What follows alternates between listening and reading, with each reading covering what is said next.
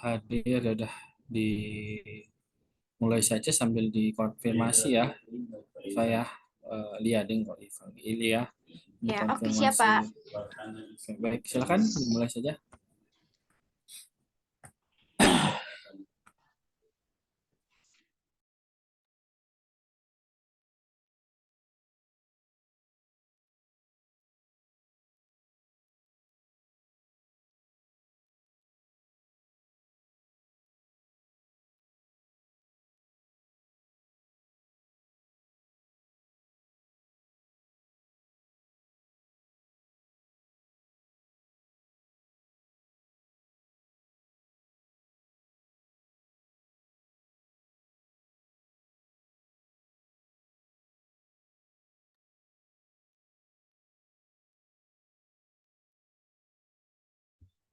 Baik, Assalamualaikum warahmatullahi wabarakatuh. Selamat siang. Yang terhormat Bapak Aditya Pratama SPD MPD selaku dosen pengampu mata kuliah evaluasi pendidikan dan teman-teman sekalian yang saya banggakan. Pada kesempatan kali ini, izinkan saya, Nazia Sakinah, selaku moderator dari kelompok 5, untuk mempresentasikan mengenai materi sistem pemberian angka atau skor. Adapun anggota dari kelompok 5 yaitu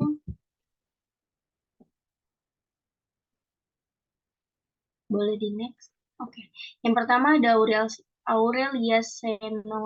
Aurelia Sonarita dengan NIM tertera, Arin Muzaki dengan NIM tertera, Kofilia Safira dengan NIM tertera, Muhammad Nabil Mustafa dengan NIM tertera, saya sendiri Nazia Sakina dengan NIM tertera, dan Wahyu Juwita Permatasari dengan NIM tertera. Selanjutnya akan dibacakan oleh Ananda Muhammad Nabil Mustafa.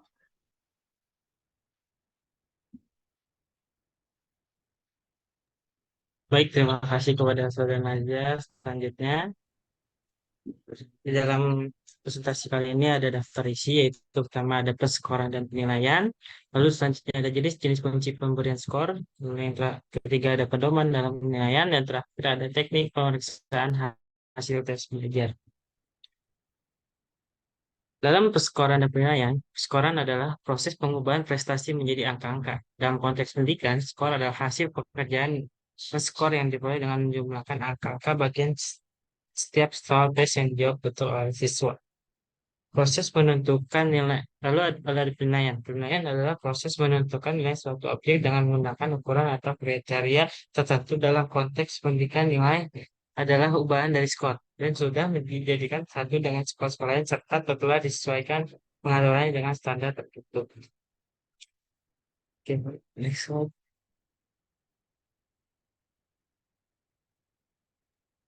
Nah, di sini ada hal yang perlu dilanjutkan oleh teman saya. Selanjutnya ada hal yang perlu diperhatikan dalam penilaian.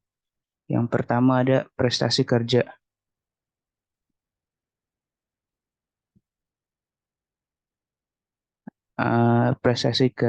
Evaluasi prestasi siswa berdasarkan hasil kerja yang telah dicapai dalam tugas atau tes yang diberikan. Selanjutnya ada usaha siswa, mengukur sejauh mana siswa telah berusaha dalam mencapai tujuan pembelajaran. Yang ketiga ada aspek pribadi dan sosial, melibatkan penilaian terhadap aspek kepribadian dan sosial siswa yang dapat mempengaruhi proses pembelajaran.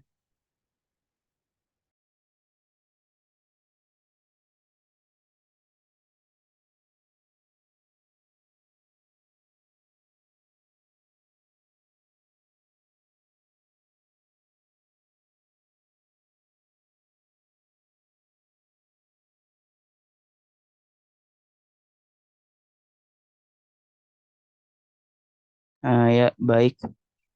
Boleh di next. Selanjutnya ada prinsip-prinsip penskoran dan penilaian. Yang pertama ada prinsip kesinambungan, yaitu penilaian sebaiknya dilakukan secara berkesinambungan untuk memperoleh gambaran yang akurat mengenai prestasi siswa. Yang kedua, prinsip menyeluruh, yaitu penilaian sebaiknya mengumpulkan data mengenai seluruh aspek kepribadian siswa. Yang ketiga ada prinsip objektif, yaitu penilaian diusahakan seobjektif mungkin untuk menghindari bias dalam penilaian. Yang terakhir ada prinsip sistematis, Penilaian sebaiknya dilakukan secara sistematis dan teratur untuk memastikan konsistensi dalam proses evaluasi. Selanjutnya akan ditunjukkan oleh rekan saya.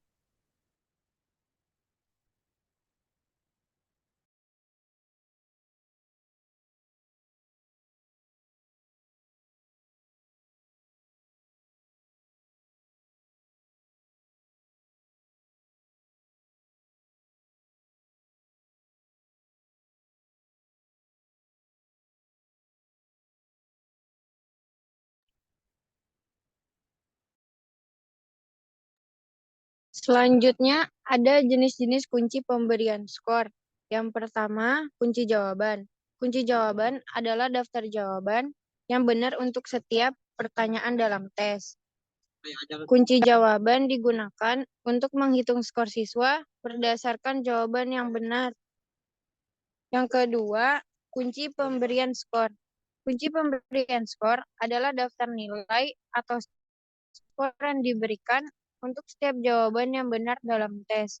Kunci pemberian skor digunakan untuk menghitung skor berdasarkan jawaban yang benar. Lalu yang ketiga, ada kunci skor parsial, yaitu daftar nilai atau skor yang diberikan untuk setiap jawaban yang benar dalam tes, namun dengan bobot atau nilai yang berbeda-beda. Kunci skor parsial ini digunakan untuk memberikan skor yang lebih akurat dan adil bagi siswa yang menjawab dengan benar, namun dengan tingkat kesulitan yang berbeda. Lalu yang keempat, ada kunci skor negatif, yaitu daftar nilai atau skor yang diberikan untuk setiap jawaban yang salah dalam tes. Kunci skor negatif ini digunakan untuk memberikan hukuman bagi siswa yang menjawab dengan salah, sehingga mendorong siswa untuk lebih hati-hati dalam menjawab. Lalu yang kelima,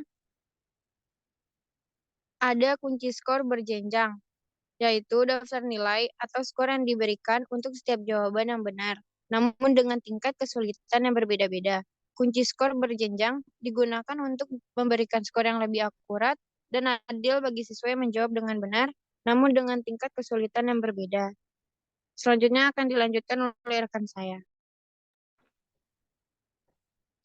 Baik, selanjutnya ada pedoman dalam penilaian, variabel dan validasi. Ada beberapa hal yang diperiksa pada tahap verifikasi antara lain. Yang pertama ada kepastian identitas siswa. Yang kedua ada kelengkapan jawaban. Yang ketiga ada konsistensi. Lalu selanjutnya ada beberapa kriteria yang digunakan dalam validasi antara lain. Yang pertama, kejelasan dan kebenaran jawaban. Yang kedua, keterampilan dalam menjawab pertanyaan. Yang ketiga, kemampuan dalam mengorganisir jawaban. Yang keempat, kreativitas dalam menjawab pertanyaan. Baik, selanjutnya ada beberapa contoh kriteria yang dinilai dalam penilaian 5 dan 6 pada beberapa jenis tes atau lomba. Yang pertama ada lomba poster, yang kedua ada lomba foto, yang ketiga ada penilaian kesehatan, yang keempat ada lomba dongeng. Selanjutnya akan dilanjutkan oleh rekan saya.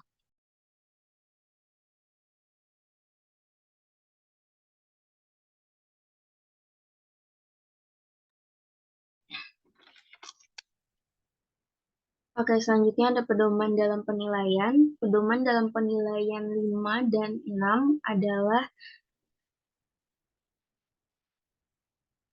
pedoman dalam penilaian V dan VI adalah panduan yang digunakan untuk menilai kualitas jawaban siswa dalam tes tertulis. Adapun verifikasi adalah tahap pertama dalam proses penilaian, di mana pengoreksi mengecek jawaban siswa dan memastikan bahwa jawaban tersebut telah diperiksa dengan benar. Selanjutnya ada validasi. Validasi adalah tahap kedua dalam proses penilaian, di mana pengoreksi menilai kualitas jawaban siswa berdasarkan kriteria yang telah ditetapkan sebelumnya. Selanjutnya akan dilanjutkan oleh teman saya.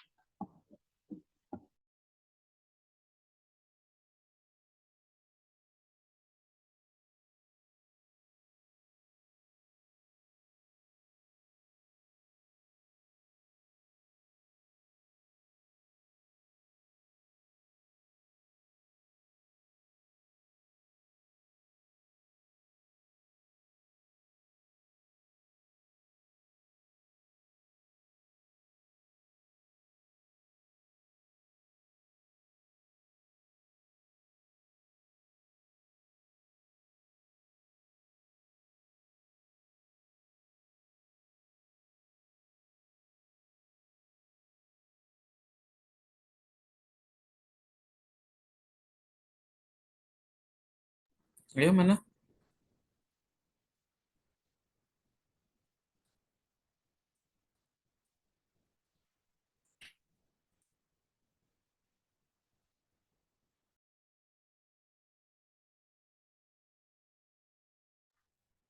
Oke, baik. Selanjutnya ada teknik pemeriksaan hasil tes dan hasil belajar. Beberapa hal yang diperiksa pada tahap verifikasi antara lain. Yang pertama ada kepastian identitas siswa, yang kedua ada kelengkapan jawaban, yang ketiga ada konsistensi. Boleh di next.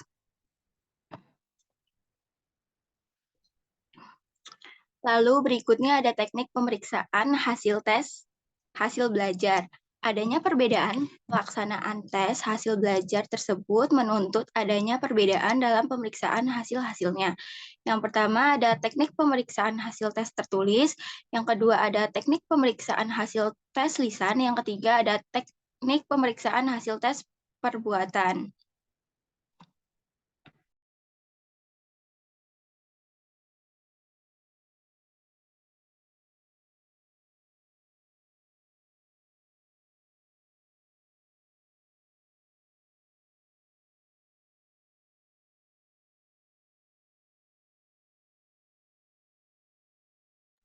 Baik, sekian presentasi dari kelompok kami. Selanjutnya, apakah ada yang ingin bertanya?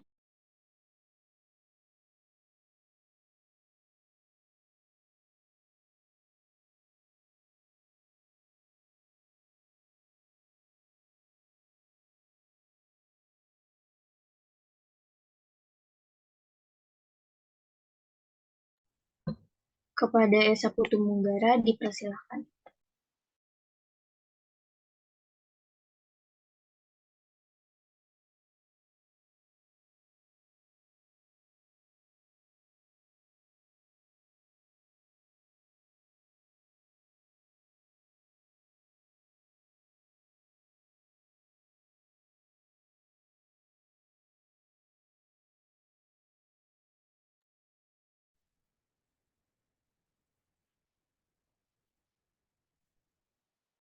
Kepada Esa Putumunggara dipersilakan.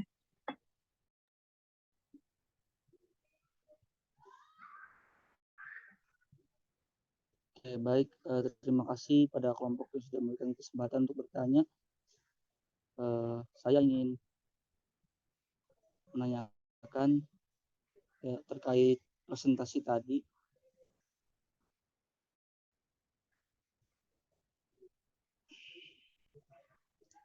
Pertanyaannya simpel sih. Pertanyaannya itu ialah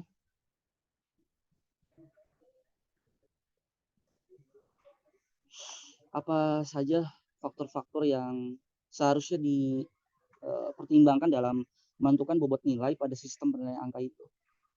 Ya, mungkin itu aja sih. Baik, terima kasih atas pertanyaannya. Selanjutnya kepada Putri Namira Bintoro dipersilakan.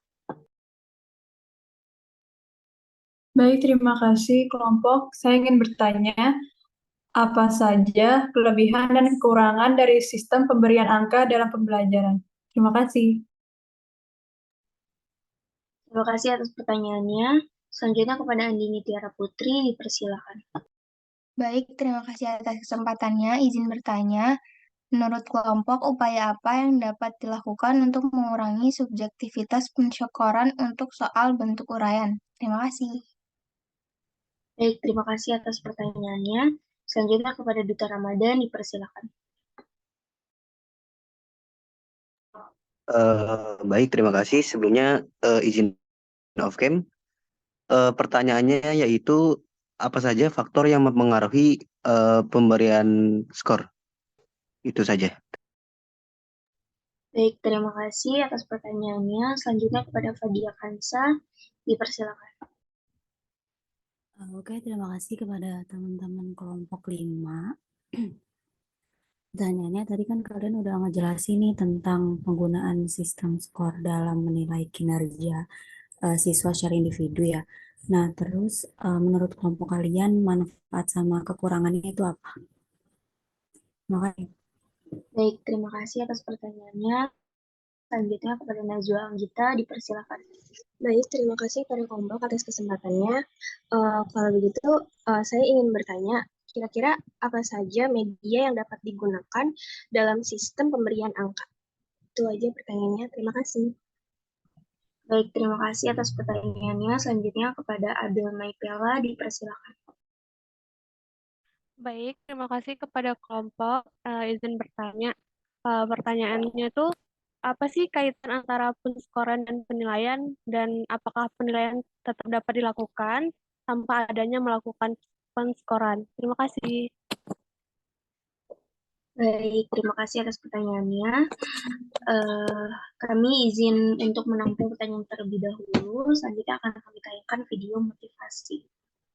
Pada operator, dipersilakan.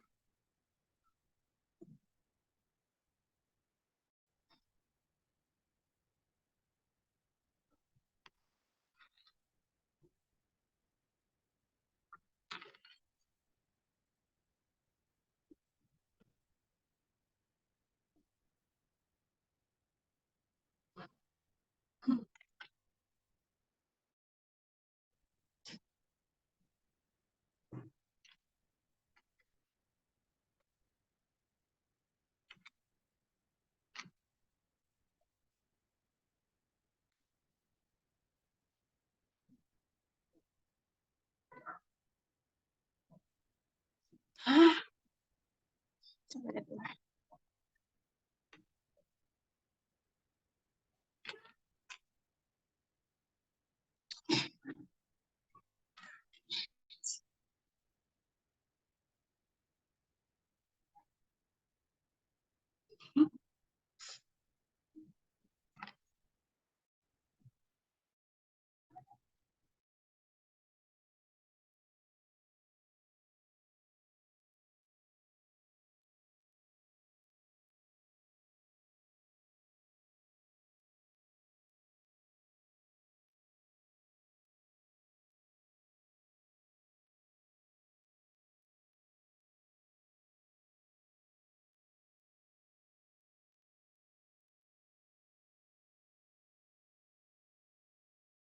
Suaranya tidak ada.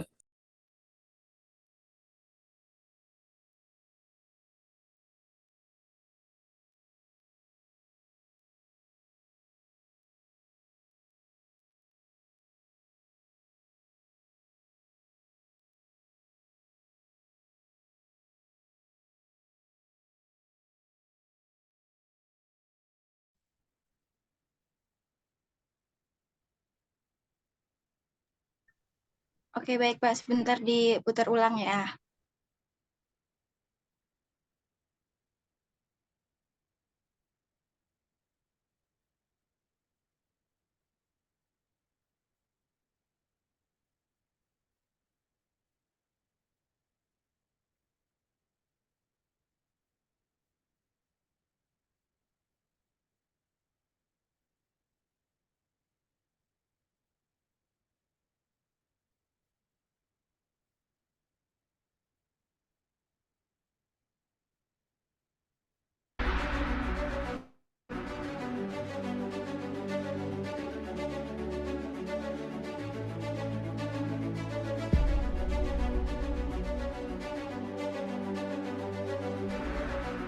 Paling males tuh di saat-saat seperti ini. Harus belajar untuk ujian. Ujian lagi. Emangnya penting ya? Belajar juga nggak ada gunanya kok. Matematika, fisika, sejarah, udah susah-susah belajar, toh nantinya nggak kepake juga. Untuk apa capek-capek ngafalin? Sekarang semua sudah digantikan mesin. Dulu saya juga pernah loh berpikir seperti itu. Tapi itu adalah pemikiran yang salah.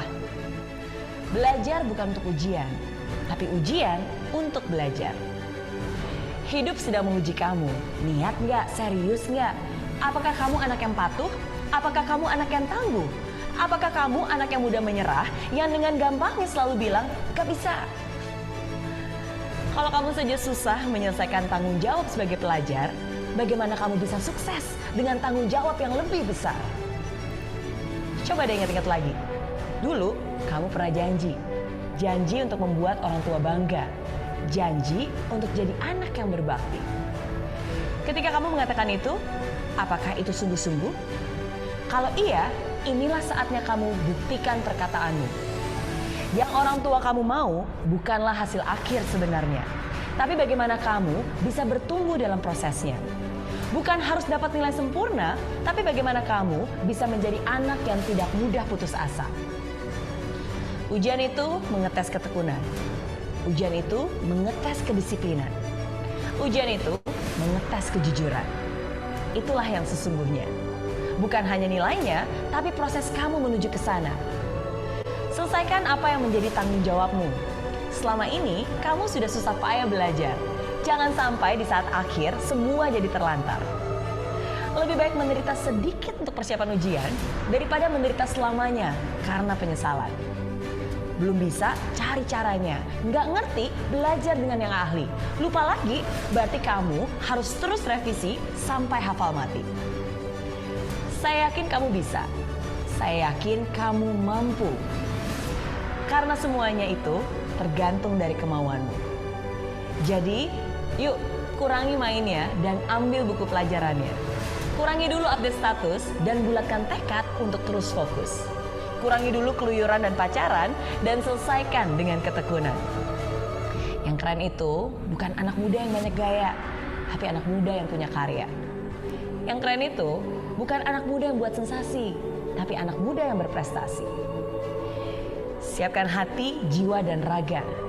Dan jangan lupa juga untuk berdoa. Berikan yang terbaik dan buat orang tuamu tersenyum bahagia. Mereka pasti bangga karena anaknya akhirnya bisa menjadi sarjana.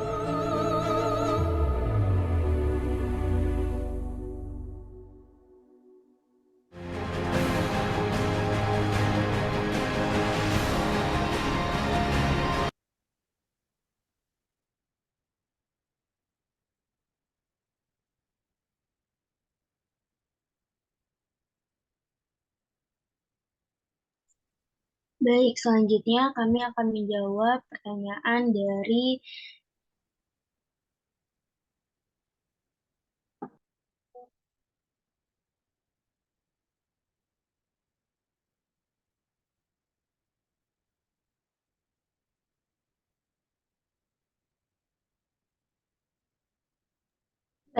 Duta Ramadan akan dijawab oleh Nabil. Kepada Nabil dipersilakan.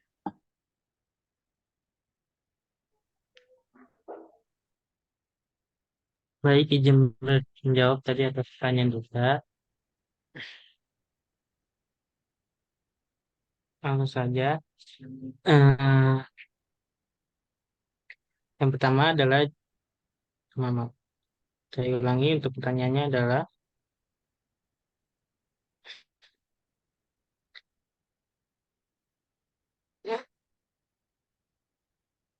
apa saja faktor yang mempengaruhi pemberian skor. Yang pertama ada yang namanya kualitas soal tes. Nah, lalu yang kedua ada faktor subjektif. Lalu yang ketiga ada konsistensi penilai. Lalu yang keempat ada ketepatan sistem penilaian. Lalu yang kelima ada reliabilitas tes. Mungkin itu saja yang saya dapat jawab. Dari Dita, apakah pertanyaan sudah terjawab?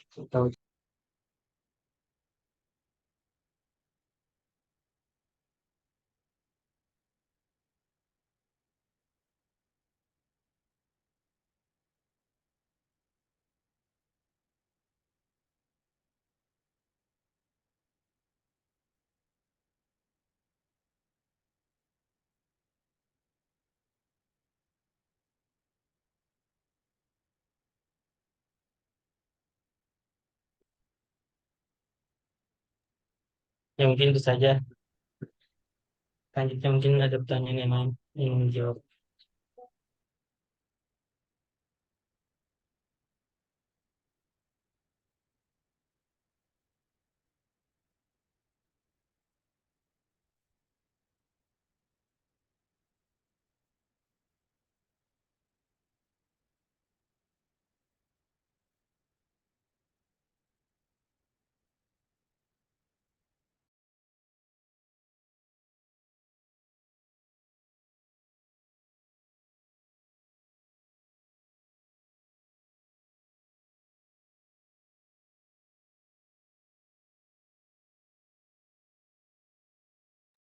Selanjutnya, di sini saya akan menjawab pertanyaan dari Andini. Pertanyaannya, menurut kelompok, upaya apa yang dapat dilakukan untuk mengurangi subjektivitas penskoran untuk soal bentuk uraian? Di sini ada 7 upaya yang dapat dilakukan untuk mengurangi unsur subjektivitas dalam penskoran untuk soal bentuk uraian. Yang pertama, mempersiapkan kunci jawaban dari setiap pertanyaan yang mengandung materi. Hal ini dapat digunakan sebagai acuan ketika melakukan penilaian. Yang kedua, menentukan terlebih dahulu skor nilai dari setiap pertanyaan berdasarkan bobot permasalahan dan waktu yang dibutuhkan dalam menyelesaikan setiap pertanyaan. Yang ketiga, menentukan besaran pengurangan skor poin penilaian jika terdapat kesalahan kecil dalam menjawab pertanyaan, seperti kesalahan ejaan, penulisan tanda baca, dan penggunaan kata dalam menjawab. Yang keempat, memeriksa satu pertanyaan pada semua lembar jawaban pertanyaan sebelum berpindah memeriksa jawaban dari pertanyaan berikutnya. Yang kelima, upayakan tidak melihat nama atau identitas penjawab pertanyaan ketika melakukan pemeriksaan jawaban. Hal ini akan membantu pemeriksa untuk mengenali identitas penjawab, sehingga pemeriksa tidak mengetahui apakah pemeriksa mengenai orang yang menjawab pertanyaan, apakah termasuk anak pintar atau tidak, dan akan memberikan perlakuan yang sama kepada semua penjawab pertanyaan. Yang keenam, kelompokkan lembar hasil jawaban ke dalam 3-5 tumpukan berdasarkan pada ranking skor nilai dari ranking tertinggi hingga terendah berdasarkan skor nilai yang diperoleh dari setiap lembar jawaban. Hal ini digunakan untuk mengecek kesamaan kualitas jawaban dari seluruh penjawab pertanyaan. Lalu yang terakhir, disarankan periksa jawaban untuk sesering mungkin beristihad ketika merasa kelelahan dan kejenuhan dalam memeriksa lembar jawaban. Hal ini akan mengurangi resiko pemberian skor yang berubah-ubah secara signifikan. Hanya itu jawaban dari saya. Apakah sudah cukup terjawab, Andini? Sudah, terima kasih Aurel dan Kelompok. Sama-sama. Baik, selanjutnya saya akan menjawab pertanyaan dari Abel Mevela. Pertanyaannya, apa kaitan antara penskoran dan penilaian? Dan apakah penilaian tetap dapat dilakukan tanpa adanya melakukan penskoran? Jadi jawaban dari kelompok kami adalah penskoran dan penilaian adalah dua hal yang saling berkaitan dalam proses evaluasi pendidikan. Penskoran adalah proses memberikan skor atau nilai pada jawaban siswa dalam suatu tes atau tugas. Sedangkan penilaian adalah proses untuk mengevaluasi pencapaian siswa dalam memahami materi pembelajaran dan memberikan keputusan berdasarkan hasil evaluasi tersebut. Dalam penilaian, standar penskoran digunakan sebagai bukti keberhasilan siswa dalam memahami materi pembelajaran. Namun, penilaian tetap dapat dilakukan tanpa melakukan penskoran, misalnya dengan menggunakan teknik penilaian non-angka seperti penilaian kinerja atau penilaian portofolio. Bagaimana, Abel? Apakah sudah terjawab? Sudah terjawab. Terima kasih Nazia dan kelompok. Baik, sama-sama. Oke, baik. Selanjutnya, saya akan menjawab pertanyaan dari Putri Namira. Pertanyaannya, apa saja kelebihan dan kekurangan dari sistem pemberian angka dalam pembelajaran? Kelebihannya yaitu yang pertama ada mengukur kemajuan. Sistem pemberian angka memungkinkan guru untuk mengukur kemajuan siswa secara kuantitatif sehingga dapat memberikan gambaran yang jelas tentang pencapaian siswa terhadap tujuan pembelajaran. Yang kedua ada memberikan umpan balik. Angka yang diberikan dapat menjadi umpan balik yang berguna bagi siswa untuk mengetahui sejauh mana mereka telah memahami materi pembelajaran. Yang ketiga ada mendorong keterlibatan. Sistem pemberian angka dapat mendorong keterlibatan siswa dalam proses pembelajaran, karena siswa akan berusaha untuk mencapai nilai yang lebih baik. Namun kekurangannya itu yang pertama ada fokus pada angka. Sistem pemberian angka dapat membuat siswa terlalu fokus pada nilai numerik sehingga mengabaikan pemahaman konsep dan penerapan dalam kehidupan nyata. Yang kedua ada menekankan kompetisi. Penggunaan angka dalam menekankan persaingan di antara siswa yang mengurangi kerjasama dan kolaboratif di kelas. Yang ketiga, kurang fleksibel. Sistem pemberian angka mungkin kurang fleksibel dalam menilai aspek-aspek non-akademis seperti keterampilan sosial, kreativitas, dan kecerdasan emosional. Bagaimana Putri Namira, apakah sudah terjawab? Sudah terjawab, terima kasih Kofilia dan kelompok. Baik, selanjutnya saya akan menjawab pertanyaan dari Najwa. Pertanyaannya, apa saja media yang dapat digunakan dalam sistem pemberian angka? Mungkin di sini medianya bentuk alat dalam penilaian, yaitu seperti kuis, alat atau bentuknya seperti kuis, pertanyaan lisan di kelas, ulangan harian, tugas individu, tugas kelompok, ulangan semester, serta ulangan kenaikan kelas. Apakah sudah terjawab, Najwa? Baik, sudah terjawab kelompok. Terima kasih.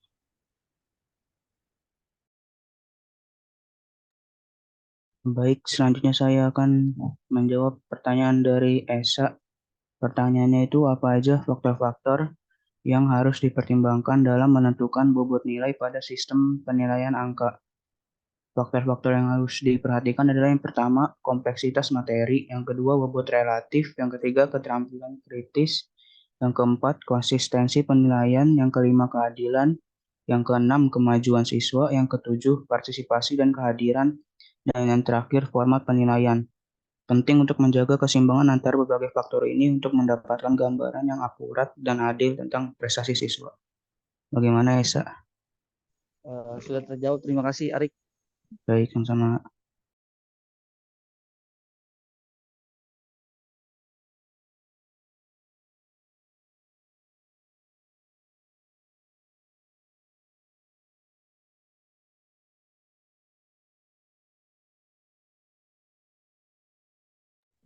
Baik, sekian sesi tanya jawab dari kelompok kami. Kurang lebihnya mohon maaf. Wassalamualaikum warahmatullahi wabarakatuh. Kami kembalikan kepada Bapak Adi.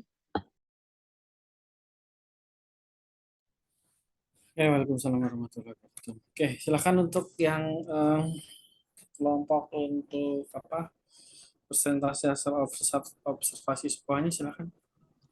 Bapak maaf, sebelumnya hari ini presentasinya langsung 2 kelompok, kelompok 5 sama kelompok 6, karena sebabnya sama.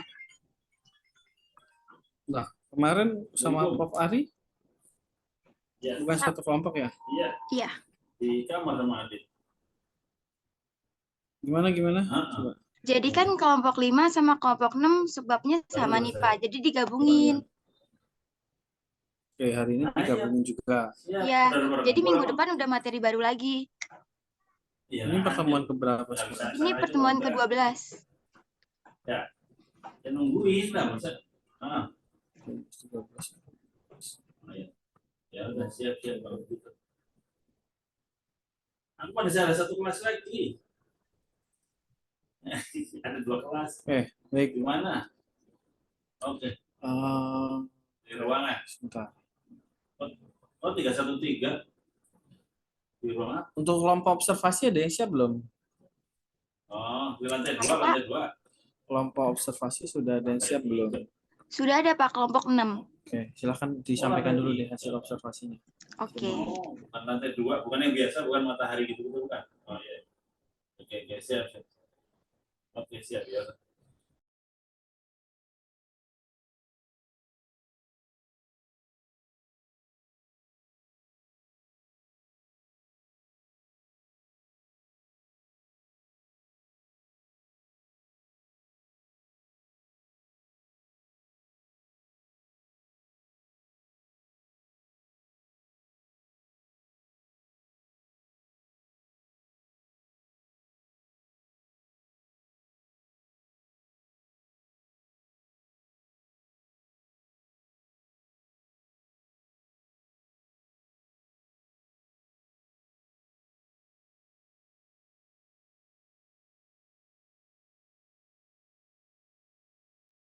Baik, Assalamualaikum warahmatullahi wabarakatuh. Yang terhormat Bapak Aditya Pratama, SPD MPD, selaku dosen pengampu evaluasi pendidikan, dan pada kesempatan hari ini kami dari kelompok 6 akan mempresentasikan hasil laporan observasi kami dari sekolah internasional. Dapat di next.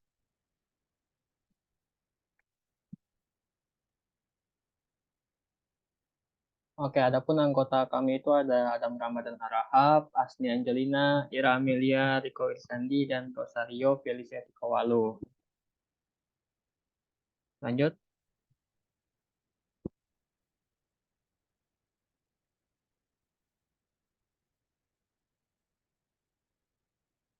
Oke, adapun poin-poin yang ada di laporan kami itu ada pertama profil sekolah, visi dan misi, tujuan pendidikan di sekolah, sasaran pengamatan, metode pembelajaran, sarana dan prasarana, jenis asesmen, kegiatan pembelajaran, evaluasi yang digunakan, dan hambatan dan dukungan guru dalam mengevaluasi. Next.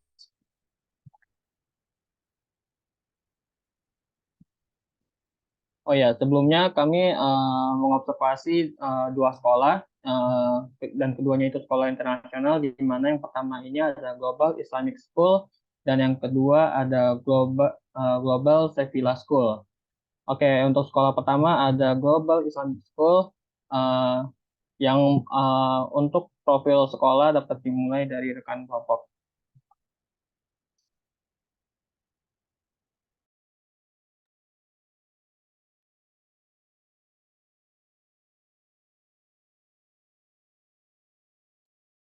Baik, untuk profil sekolah Global Islamic School,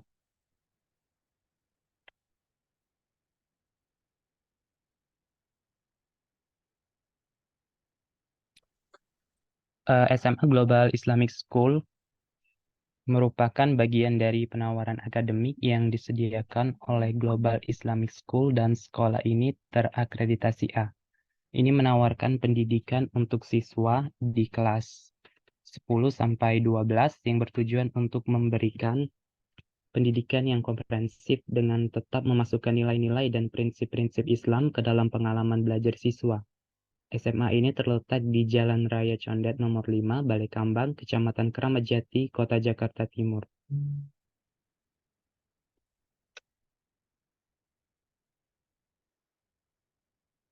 Nah, kurikulum SMA di Global Islamic School ini mencakup berbagai mata pelajaran seperti matematika, sains, ilmu sosial, seni bahasa, dan banyak lagi. Selain itu, siswa mempelajari studi agama yang memainkan peran penting dalam kurikulum di tingkat akademik ini. Sekolah ini bertujuan untuk menumbuhkan komunitas suportif yang memupuk pertumbuhan siswa di semua bidang seperti intelektual, emosional, dan spiritual. Selain itu, SMA Global Islamic School sangat menjunjung tinggi pengembangan keterampilan, kepemimpinan, dan pengabdian kepada masyarakat. Sekolah mendorong siswanya untuk merefleksikan nilai-nilai dan prinsip-prinsip Islam sambil menunjukkannya melalui tindakan mereka di komunitas. Sekolah menengah atas Global Islamic School juga menekankan pentingnya membekali siswanya dengan keterampilan yang diperlukan untuk berhasil dalam pendidikan tinggi dan seterusnya. Artinya sekolah berupaya mengembangkan keterampilan berpikir kritis, pemecahan masalah, dan kepemimpinan di antara kompetensi lainnya. Adapun untuk visi dan misinya, untuk visinya yaitu optimalisasi potensi atau fitrah peserta didik sebagai anugerah Allah Subhanahu wa taala dalam mewujudkan rahmatan lil alamin.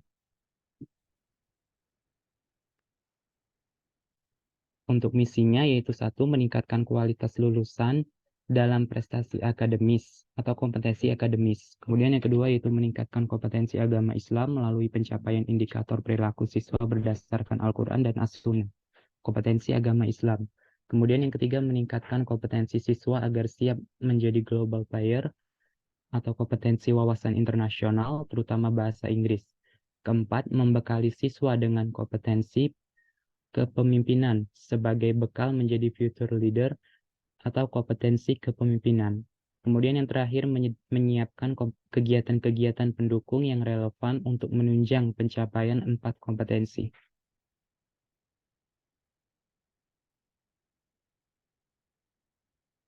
Oke, selanjutnya dipaparkan oleh rekan saya.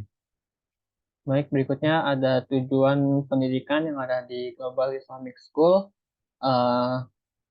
yaitu mempersiapkan cendekiawan Muslim yang bertauhid, berakhlak mulia, cakap dan terampil, percaya diri sendiri, dan berguna bagi agama, masyarakat, dan negara.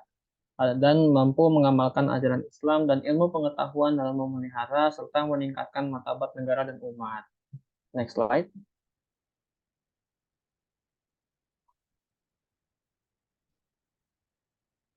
Baik, kita akan masuk ke sesi observasinya, yang dimana sasaran pengamatan ini kami melakukannya dengan mengamati proses dan kegiatan pembelajaran serta bentuk dari evaluasi yang digunakan pada mata pelajaran ekonomi yang diampu oleh Ibu Astrid Wisatasari pada kelas 10 IPA di SMA Global Islamic School Jakarta.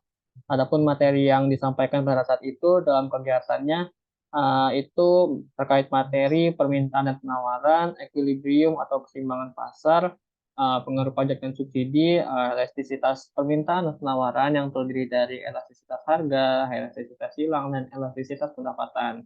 Di mana mata pelajaran tersebut memiliki durasi waktu selama 3 jam pelajaran yang dimulai dari pukul 7.15 sampai dengan 9.15 waktu Indonesia Barat. Baik, untuk materi berikutnya dilanjutkan dari rekan kelompok. Baik, selanjutnya ada metode pembelajaran. Metode pembelajaran yang digunakan oleh guru memiliki variasi yang signifikan dalam pendekatan pembelajaran, yaitu yang pertama ada ceramah. Metode ini menjadi pendekatan tradisional yang digunakan guru dalam beberapa situasi, terutama ketika guru menyampaikan informasi dasar kepada peserta didik. Lalu yang kedua itu ada demonstrasi. Di sini guru memberikan siswa kesempatan untuk melihat konsep atau keterampilan dalam tindakan. Boleh di next. Selanjutnya yang ketiga itu ada discovery learning. Metode ini mendorong siswa untuk mengeksplorasi dan menemukan pemahaman mereka sendiri dan diterapkan dalam meningkatkan keterlibatan siswa dalam pembelajaran. Lalu yang keempat itu ada interaktif. Metode ini melibatkan diskusi, kerja kelompok, pertukaran pendapat dan gagasan yang dapat menciptakan lingkungan yang mendukung pertukaran pemikiran antara siswa dan mendorong kolaborasi. Boleh di next.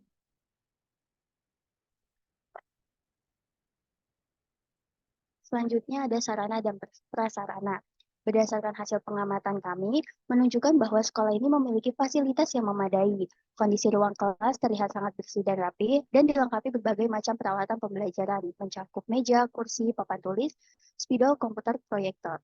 Kemudian terdapat fasilitas tambahan lainnya seperti rak buku, rak sepatu, AC, wifi, speaker, jam, cermin, dan aksesoris kelas lainnya seperti foto presiden dan wakil presiden, kaligrafi, lukisan, dan sebagainya. Sumber dan media pembelajaran yang digunakan Ibu Astrid dalam mengajar dengan mengacu pada buku dan e-book ekonomi. Boleh gimana?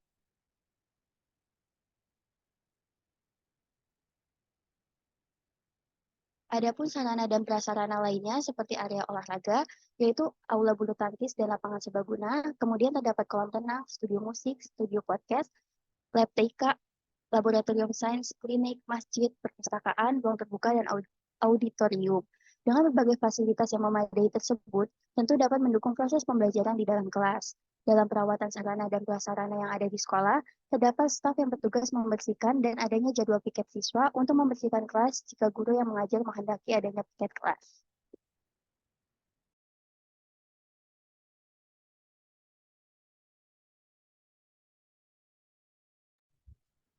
Selanjutnya jenis asesmen yang digunakan sekolah itu ada 3.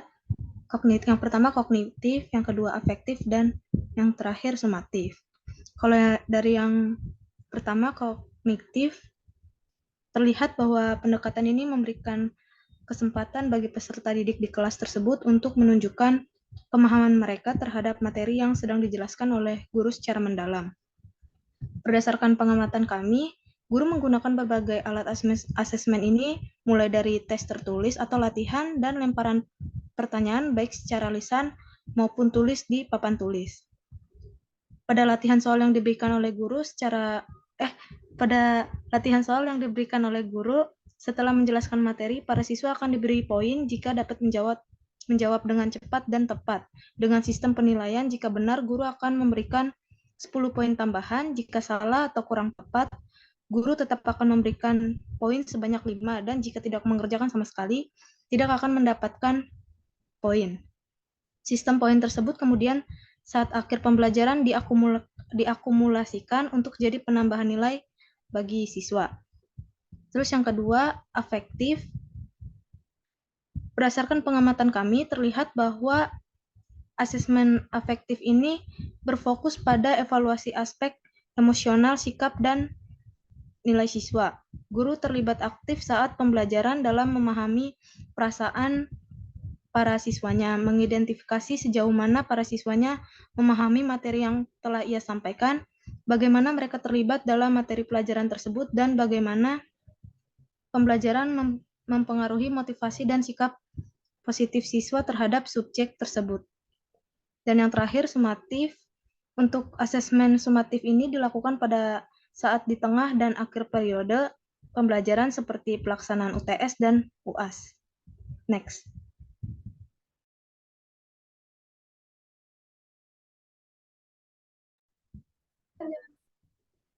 Selanjutnya, kegiatan pembelajaran di kelas. Kegiatan pembelajaran diawali dengan doa, kemudian biasanya guru mengajak murid untuk melakukan aktivitas yang mereka sukai terlebih dahulu, seperti membuat TikTok. Setelah itu, guru memaparkan materi pembelajaran dan saat pemaparan materi adanya interaksi antara guru dan murid seperti adanya pertanyaan dari murid maupun guru dan untuk murid yang aktif akan mendapatkan poin tambahan. Setelah pemaparan materi, guru memberikan latihan soal bagi siswa yang bisa selesai mengerjakan dan jawabannya benar akan mendapatkan poin tambahan. Dalam mengerjakan latihan-latihan soal yang diberikan, guru tetap memantau muridnya dalam mengerjakan latihan soal sehingga membuat murid merasa diperhatikan dan tidak enggan untuk bertanya kepada guru ketika ada kesulitan dalam pengerjaan latihan soal. Setelah itu, guru menilai hasil pengerjaan latihan soal murid dan ketika proses pembelajaran telah selesai, maka murid diperbolehkan untuk istirahat atau melakukan kegiatan lainnya. Next.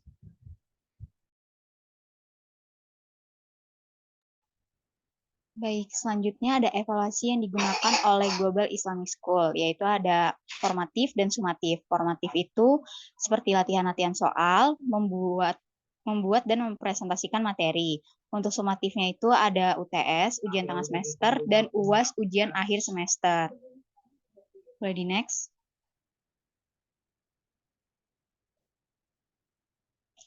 Kemudian ada juga hambatan siswa dalam proses pembelajaran. Yang pertama itu ada kurangnya motivasi belajar dan banyaknya kegiatan. Boleh di next.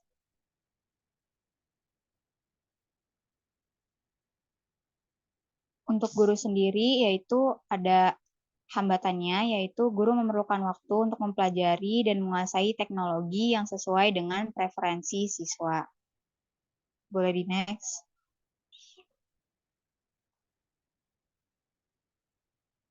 Selanjutnya ada dukungan dari guru untuk siswa dalam proses pembelajaran. Pemberian sistem poin agar siswa menjadi lebih aktif dalam pembelajaran.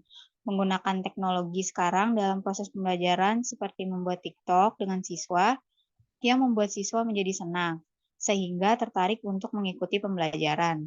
Serta bagi siswa yang mengikuti kegiatan sekolah tetap dianggap hadir dalam pembelajaran, walaupun tidak mengikuti pembelajaran di kelas, karena bagi guru siswa tetap mengikuti pembelajaran, tetapi di luar kelas, yaitu ada kegiatan sekolahnya. Boleh di next. Selanjutnya ada dukungan dari sekolah untuk guru dalam proses pembelajaran. Pertama, ada gaji yang cukup. Kedua, ada asuransi tenaga kerja. Dan selanjutnya ada umroh gratis bagi guru yang sudah senior. Dan selanjutnya kebebasan dalam bersosial media.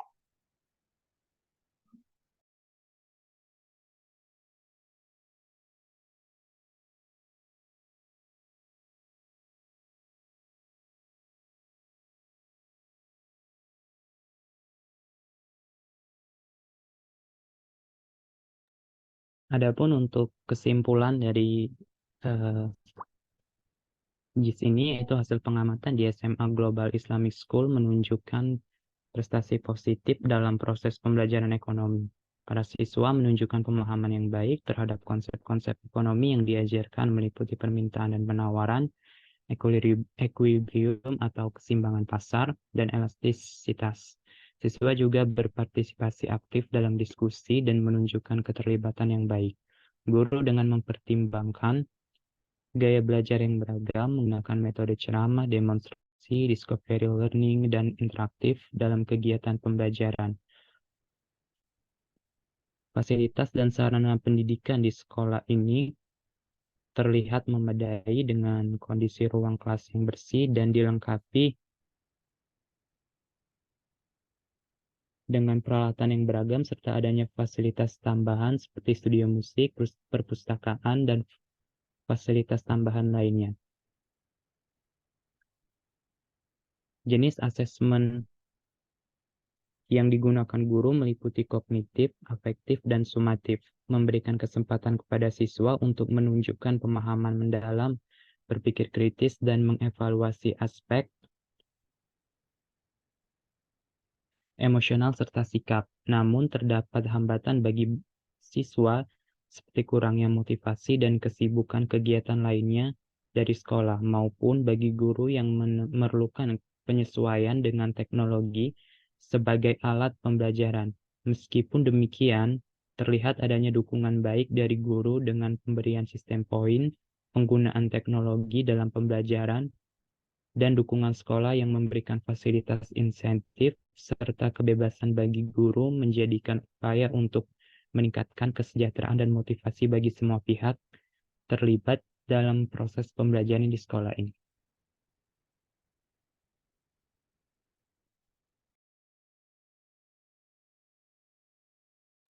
Selanjutnya ada saran. Yang pertama itu terus mendukung ragam metode pembelajaran.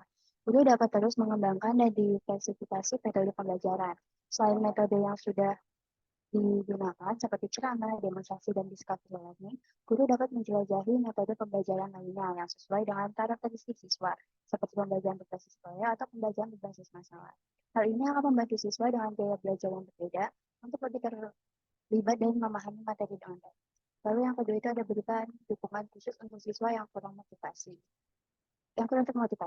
Identifikasi siswa yang kurang termotivasi dan berikan dukungan tambahan, seperti pembimbingan khusus atau mencari cara kreatif untuk meningkatkan motivasi mereka dalam belajar ekonomi. Ini dapat termasuk penggunaan internship, pengajar atau pengakuan atas prestasi mereka. Lalu yang ketiga itu ada tingkatkan penggunaan teknologi. Guru dapat terus mengintegrasikan teknologi dalam proses pembelajaran.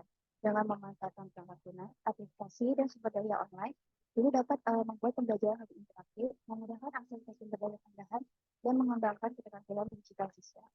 Lalu yang keempat itu ada terus meningkatkan kesejahteraan guru. Upaya untuk meningkatkan kesejahteraan guru merupakan faktor penting dalam mempertahankan motivasi mereka. Sekolah dapat terus memberikan fasilitas atau peluang pengembangan profesional sebagai bentuk dukungan dan penghargaan terhadap kinerja guru yang baik.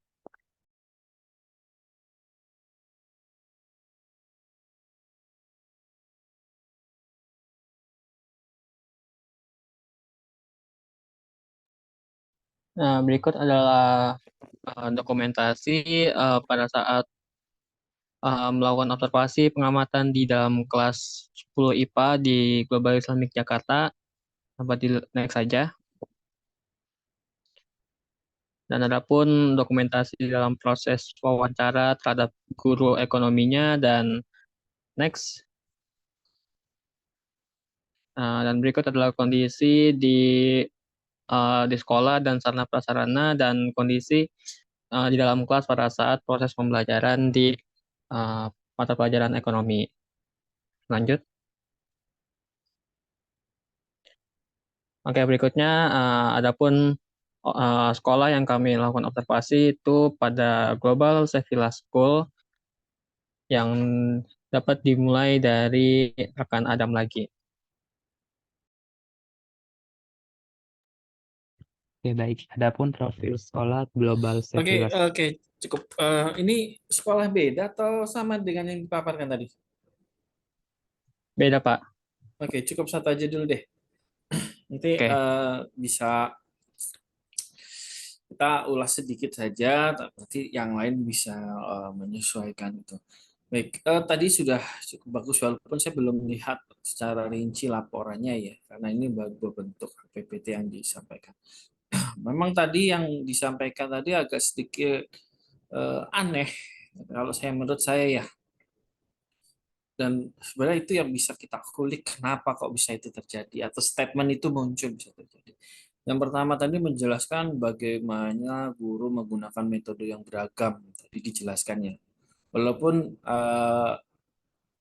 yang disampaikan tadi adalah metode A, B, C penjelasannya bla bla bla gitu ya. Walaupun mungkin saya nggak tahu apakah di laporannya ada bukti bahwa penggunaan metode tersebut atau enggak, itu yang pertama. Yang kedua tadi kayaknya disampaikan bahwa guru itu bisa mengintegrasikan antara teknologi dengan kegiatan pembelajaran. Tapi yang anehnya adalah kenapa siswanya tidak termotivasi. Ini aneh nih. Aneh ini artinya bisa dikulik lebih dalam. Kok benar? Apakah benar gitu? Dengan banyaknya tadi metode yang sudah digunakan, tapi Anda tidak termotivasi. Apakah benar? Seperti itu. Karena biasanya metode-metode yang digunakan yang bervariasi, baik itu problem based learning dan sebagainya, yang intinya adalah itu membuat siswa lebih aktif di dalam kelas, harusnya siswa termotivasi, apalagi metodenya berubah-ubah, medianya menggunakan teknologi berubah. Harusnya secara pandangan normal harusnya termotivasi. Tapi kenapa ini tidak termotivasi? Berarti ada tanda kutip itu.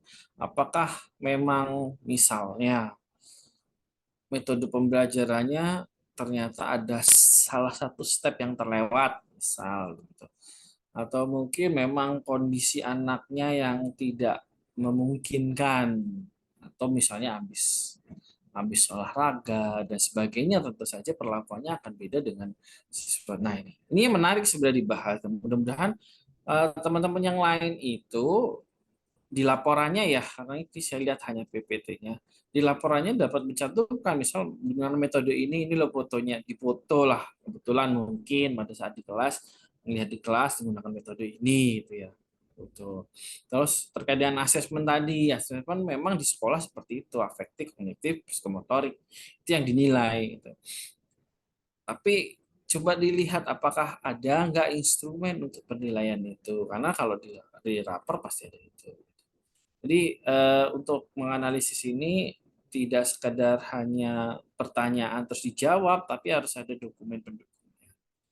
Gitu ya. Mudah-mudahan kalian bisa dapat lengkap. Jadi evaluasi kalian juga tepat sasaran gitu. Kalian mengevaluasi, benar-benar mengevaluasi secara detail dan secara rinci sampai ke bukti-buktinya, bukan sekedar tanya terus dijawab. Pasti kalau tanya dan dijawab, saya yakin mereka akan jawab dengan baik-baik dong, nggak mungkin menjelekkan sekolahnya. Cuman timbul tadi kan agak ini aneh nih, bisa dikulik lebih dalam soal berbagai macam metode penggunaan teknologi gurunya, tapi anak tidak termotivasi. Ini aneh, harus bisa diselidiki. Oke, baik, mungkin itu dulu ya untuk diskusi kita terkait dengan observasi sekolah ya. Untuk materi kita pada pertemuan kali ini, jadi kan sudah dua kelompok menyampaikan sistem pemberian skor ya.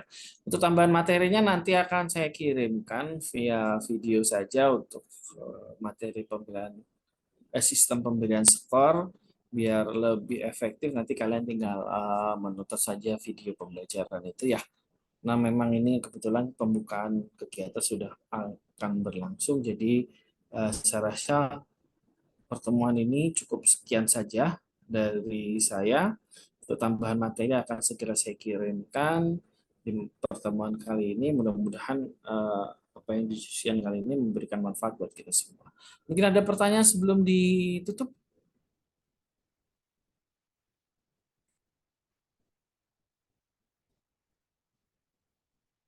Oke, jika tidak ada pertanyaan, saya akan tutup. Mungkin kalau nanti timbul pertanyaan dan sebagainya, silakan didiskusikan dulu dengan PJ, biar PJ nanti komunikasi dengan saya ya. Materinya